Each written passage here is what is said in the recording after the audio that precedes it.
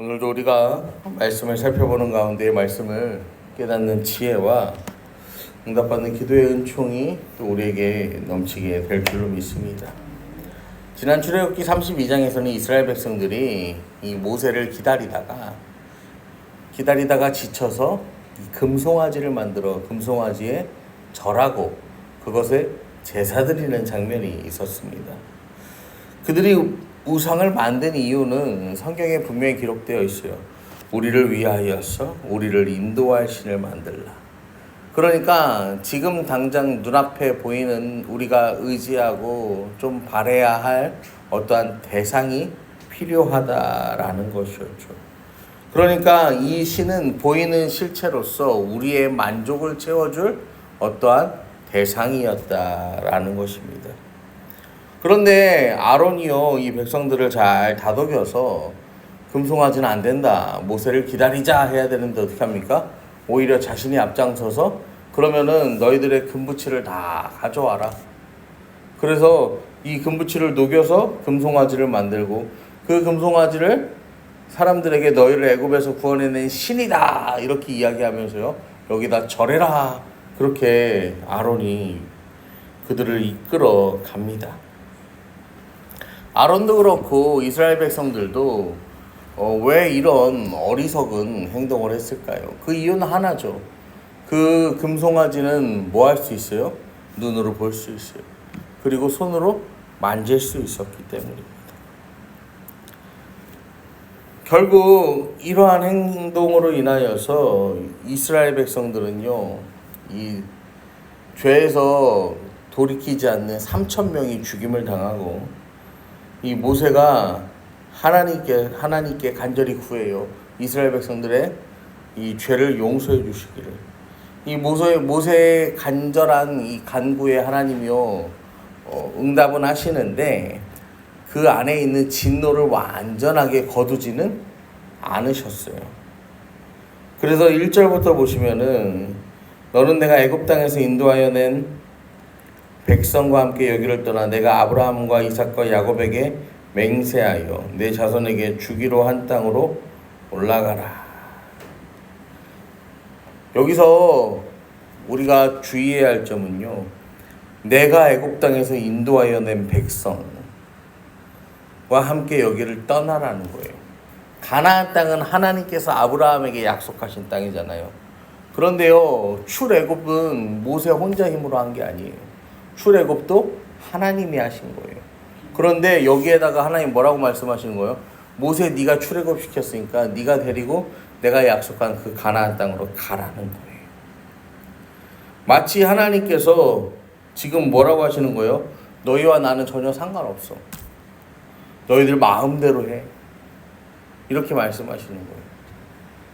그러면서 2절부터 보시면 내가 사자를 너보다 앞서 보내어 가나안 사람과 아모리 사람과 헷 사람과 브리스 사람과 히이 사람과 여부스 사람을 쫓아내고 너희를 젖과 꿀이 흐르는 땅에 이르게 하려니와 나는 너희와 함께 올라가지 아니하리니 너희는 목이 곧은 백성인즉 내가 길에서 너희를 진멸할까 염려함이니라 하시니, 하나님이 이렇게 말씀하시는 거예요. 내가 그 가나안 땅에 사는 족속들 내가 다 물리쳐 놓으니까 니들은 그냥 가서 들어가 살기만 하라는 거예요. 좋은 거 아닙니까? 그런데 하나님은 거기에 뒤에 말씀하시죠. 너희들이 목이 곧아서 내가 너희와 함께 가면 가는 길에 너희가 내 말을 듣지 않을 게 뻔하니까 내가 너희를 다 침멸할 것 같다. 하나님 말씀하시는 거예요. 여러분, 신앙생활은요, 뭐로 가도 서울만 가면 되는 이것이 신앙생활이 아닙니다. 바른 신앙생활은요, 더디게 갈지라도 누구와 함께 가는 거예요? 하나님과 함께 가는 거예요. 그 찬양 중에 하나님의 열심이라는 찬양이 있어요. 그 찬양이요, 더딘 것 같아도 앞이 보이지 않아도 하나님 기다려주게, 나와 함께 가자. 여러분, 이스라엘 백성들은요, 지금 앞이 보이지 않는 것 같으니까 금송아지도 만들고 앞이 보이지 않고 이게 더디어지니까 내가 원하는 대로 이게 이루어지지 않으니까 여기다가 절하고 제사하는 거예요. 그런데요, 하나님은요, 우리가요, 하나님이 함께 하시지 않는다라고 여기는 그 순간에조차도 우리와 함께 하신다는 거예요. 그리고 우리와 함께 가자고 하시는 거예요. 여러분, 그 하나님의 손을 붙잡고요, 뭐로 가도 서울로만 가면 되는 신앙생활이 아니라 더디더라도 앞이 보이지 않더라도 주님과 함께 동행하며 여러분 그 영광의 이 결승점을 통과하는 저와 여러분 되기를 축복합니다.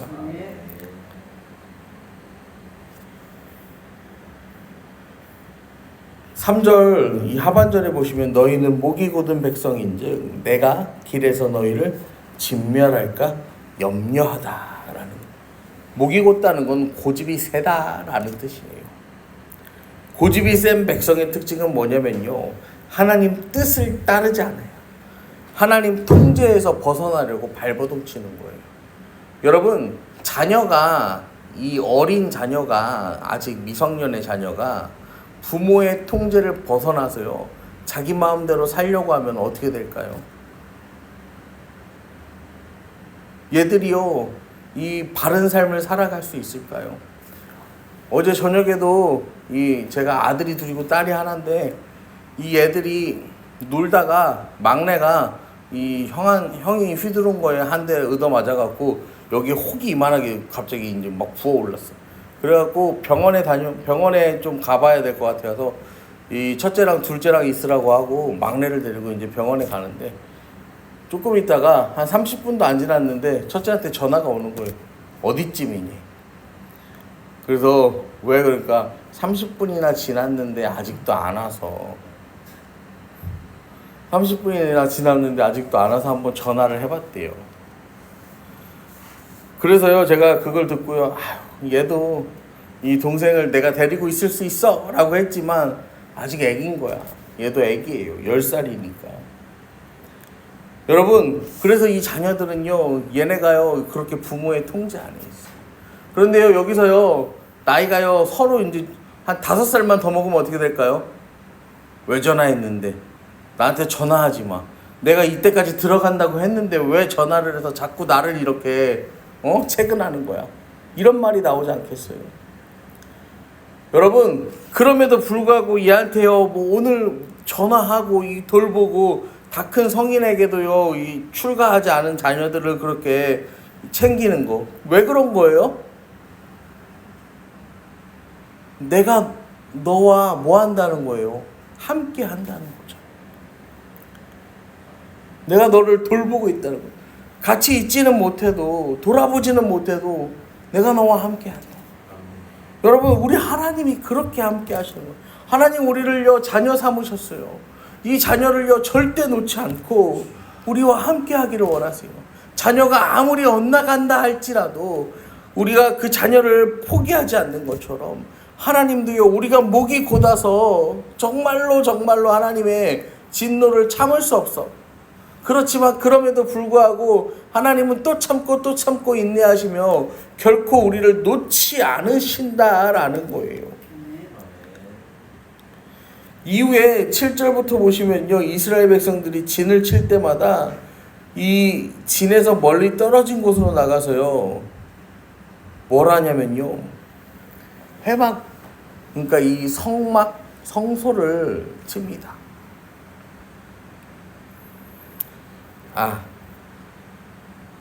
그렇게 성막을 치고 성막 주변을 이스라엘의 진영이 둘러싸고 모세는 자기 텐트를 걷어가지고 멀리 떨어져 나가요.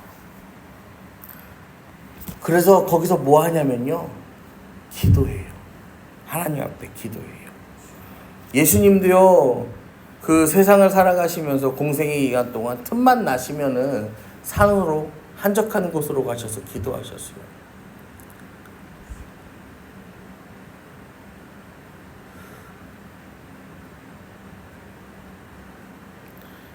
이런 점에서 보면은 우리가 이렇게 새벽을 깨워서 기도한다라는 것도 사실 굉장히 귀한 신앙이죠. 시간이 될 때마다, 틈이 날 때마다 이 하루의 인생에 틈을 내어서 우리가 주님 앞에 나아가는 거잖아요. 모세가 회막으로 갈 때면요, 여러분 8절부터 보시면요, 회막으로 나아갈 때 백성이 다 일어나 자기 장막문에 서서 모세가 회막에 들어가기까지 바라보며, 모세가 회막에 들어갈 때 구름 기둥이 내려 회막문에 서며 여호와께서 모세와 말씀하시니, 모든 백성이 회막문에 구름 기둥이 서 있는 것을 보고 다 일어나 각기 장막문에 서서 예배하며, 모세가 돌아오면요, 그래서 그 회막, 이 성막 안으로 들어가면요, 그곳에 하나님의 임재가 임해요. 그리고 그 하나님의 임재를 경험하며 이스라엘 백성들이요, 자기의 장막문에 서서 함께 예배했다라고 성경은 이야기합니다. 금송아지 앞에서 뛰놀며 그 금송아지에 만족하던 이스라엘 백성들이 이제는 하나님의 영광을 바라보며 하나님의 임재 가운데에서 하나님을 예배하는 하나님의 사람들로 변화되었다라는 것입니다.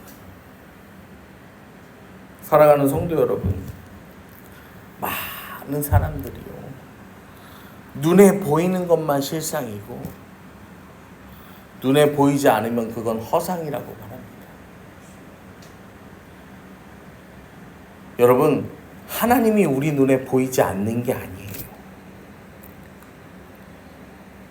하나님이 우리 눈에 보이지 않는 게 아니라 우리가 그 하나님을요, 보지 않으려고 했던 거예요. 하나님이 내 인생에 함께하지 않으시는 게 아니라 내가 하나님을 경험하기를 거부했던 거예요. 여러분, 우리는 어떠한 삶을 추구하며 살아가고 있습니까? 우리의 눈은 어디를 바라보며 살아가고 있습니까? 나를 위하여 내가 만든 그 우상과도 같은 무엇을 바라보며 그것을 의지하며 살아가는지, 아니면 하나님을 바라보고 하나님을 의지하며 살아가는지.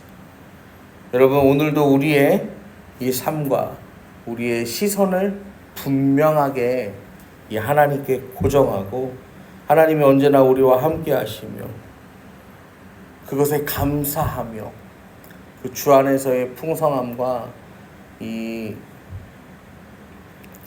하나님의 온전케 하심을 경험하는 저와 여러분 되기를 간절히 축원합니다. 아멘.